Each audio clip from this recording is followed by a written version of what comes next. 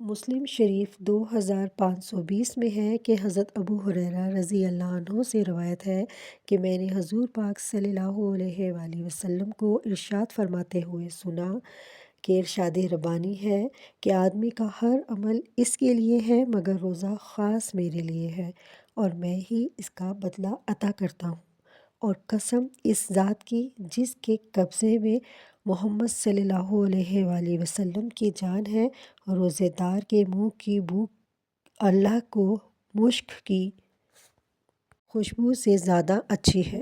ماہ رمضان کا مہینہ عظمت والا، رحمت والا اور نیکیوں والا مہینہ ہے۔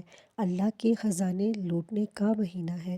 روزہ دار روزہ رکھ کے سارا دن رب کی رضا کی خاطر ہر طرح کے گناہ سے بچتا ہے، پانی اور بے شمار رزق کو اپنے سامنے دیکھتے ہوئے بھی بھوکا پیاسا رہتا ہے، صرف اپنے پیارے رب کو راضی کرنے کے لیے۔ اگر آپ اپنے رزق میں بے انتہا برکت چاہتے ہیں تو پھر افطاری کے وقت یعنی روزہ کھولنے سے پہلے آپ نے یہ کلمات پڑھنے ہیں۔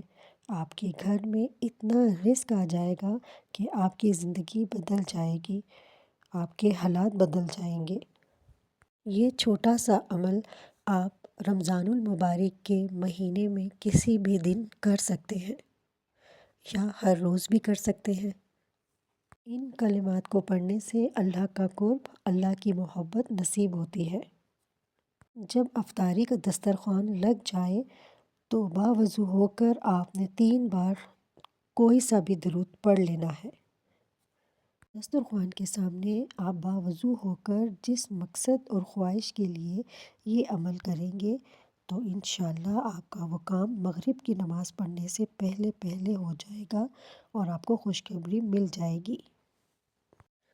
افطاری کرنے سے پہلے کھجور ہاتھ میں پکڑ کر آپ 3 بار درود پاک پڑھیں صلی اللہ علیہ وآلہ وسلم۔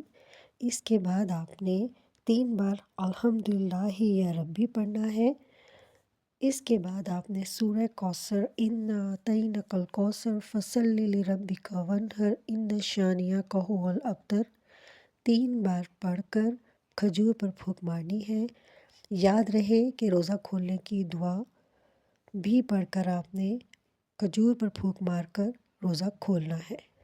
روزہ کھولنے کے بعد یعنی کھجور کھانے کے بعد آپ نے 3 بار صلی اللہ علیہ وآلہ وسلم پڑھنا ہے۔ یہ عمل کرتے ہوئے آپ نے کسی سے بات نہیں کرنی اور یوں محسوس کرنا ہے کہ آپ کا اس دنیا سے کوئی تعلق نہیں ہے۔